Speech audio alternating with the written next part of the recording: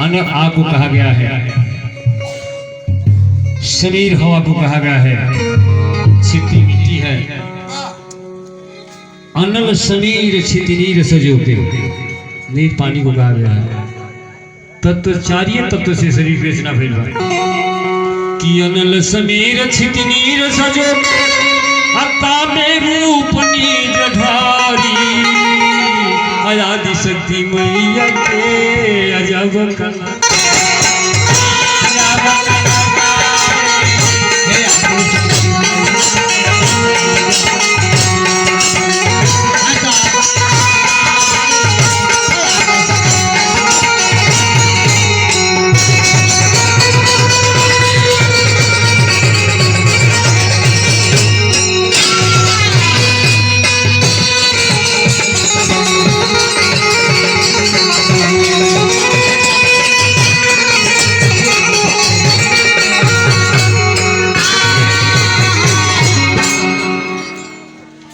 कहे रघुनाथ जगत की जननी नयन रूप निहारी, कहे रघुनाथ जगत की जननी नयन रूप निहारी।